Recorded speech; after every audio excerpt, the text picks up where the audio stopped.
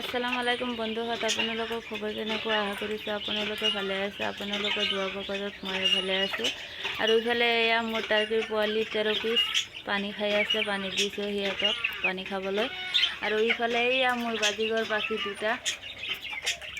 আজি মই ক'ব বিচাৰিছোঁ যে টাৰ্কি মুৰ্গীৰ পোৱালিৰ যদি চকুতো পানী জমা হয় তেনেহ'লে ইয়াৰ ট্ৰিটমেণ্ট কি, বা ইয়াৰ পৰা কেনেকৈ টাৰ্কি মুৰ্গীৰ পোৱালি মুক্তি পাব, এই বিষয়ে মই কথা পাতিম। আৰু দেখা পাইছে মোৰ টাৰ্কিৰ পোৱালিকেইটাৰ চকুত পানী আহিছে ইয়াৰ, কিন্তু এতিয়া বেছি নাই, কম আছে। মই ট্ৰিটমেণ্ট কৰি আছোঁ। এয়া দেখা পাইছে, এয়া পানী জমা হৈছে। কিন্তু ইয়াৰ সমাধান কি? ইয়াৰ সমাধান আৰু এই টাৰ্কি পোৱালিকেইটাৰ যদি চকুত পানী আহি যায় তেনেহ'লে আপোনালোকে গম পাব সেইটো ফাৰ্মৰ ভিতৰত অনলি 1 বছৰ এই বেমাৰ লাগি থাকিব। কিন্তু ইয়াৰ পৰা মুক্তি পাবৰ কাৰণে আপোনালোকে কি কৰিব লাগিব? আপোনালোকে পটাছৰ পানী ব্যৱহাৰ কৰিব লাগিব। এই খামৰ পটাছৰ পানী দি ধুব লাগিব। তাৰপিছত চূণ, মানুহে যে পান খায় চূণ, এই চূণটো ঘৰৰ ভিতৰত দিব। তেনেহ'লে যদি মুক্তি পায় ইয়াৰ পৰাই মুক্তি পাব পাৰে। কিন্তু 1 বছৰ লাগি যায় এইটো বেমাৰ ধ্বংস হ'বলৈ। কিন্তু ইয়াৰ ট্ৰিটমেণ্ট মই এতিয়া কৰিম। মই অকলে ভিডিঅ' কৰি আছোঁ, ভিডিঅ' কৰা মানুহ নাই, সেইকাৰণে কেনেকৈ ট্ৰিটমেণ্ট কৰিম এইটো মই ভালদৰে দেখাবও নোৱাৰোঁ। এয়া বন্ধুহঁত দেখা পাইছে কিদৰে বীজাণু ওলাইছে। এনেকৈ চকুৰ মাজত আপোনালোকে হেঁচা দি ধৰিব।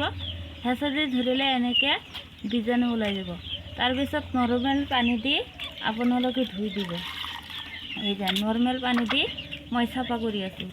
আপোনালোকে এনেকৈ চেষ্টা কৰিলে এই বেমাৰৰ পৰা টাৰ্কি মুৰ্গীৰ পোৱালি মুক্তি পাব।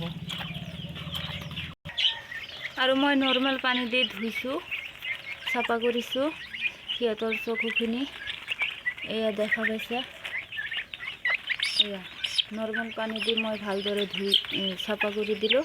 আপোনালোকে চেষ্টা কৰিলে নৰ্মেল পানীও ব্যৱহাৰ কৰিব পাৰে, তাৰ লগতে পটাছৰ পানীও ব্যৱহাৰ কৰিব পাৰে। কিন্তু মই নৰ্মেল পানীৰে ব্যৱহাৰ কৰিছোঁ, কাৰণ মই নৰ্মেল পানী দি ফলাফল ভালে পাইছোঁ, ৰিজাল্টটো ভালে পাইছোঁ। কাৰণ এই যে এইটো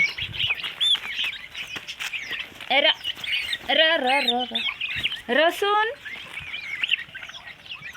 এয়া এইটো আছিল প্ৰথম ইয়াৰ চকু ফুলিছিল, কিন্তু ইয়াৰটো ভাল হৈছে। মই এই নৰ্মেল পানী ব্যৱহাৰ কৰি আৰু চকুৰ পৰা পানী ওলাই দিছোঁ। এনেকৈ ব্যৱহাৰ কৰি মই ইয়াৰ পৰা এই টাৰ্কি মুৰ্গীৰ পোৱালিৰ বেমাৰৰ পৰা মুক্তি কৰিছোঁ। তে যিয়ে নহওক আপোনালোকেও কৰিব পাৰে। আৰু এই বেমাৰটো যদি হয় তেনেহ'লে টাৰ্কি মুৰ্গীৰ ওজন কমি যায়, দিনে দিনে ক্ষীণায়, আৰু সিহঁতৰ জ্বৰো থাকে।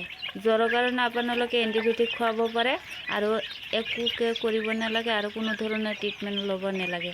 যদি পাৰে আপোনালোকে এনেদৰে কৰিবা।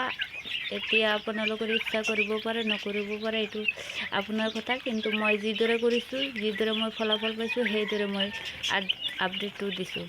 মোৰ ভিডিঅ'টো যদি ভাল লাগে লাইক কৰিব, শ্বেয়াৰ কৰিব, ছাবস্ক্ৰাইব কৰিব। আৰু আপোনালোকে ক'ৰবাৰ আছে মোৰ লগত কমেণ্ট কৰি জনাই দিব। ধন্যবাদ। দেখা হ'ব আকৌ পৰৱৰ্তী ভিডিঅ'ত।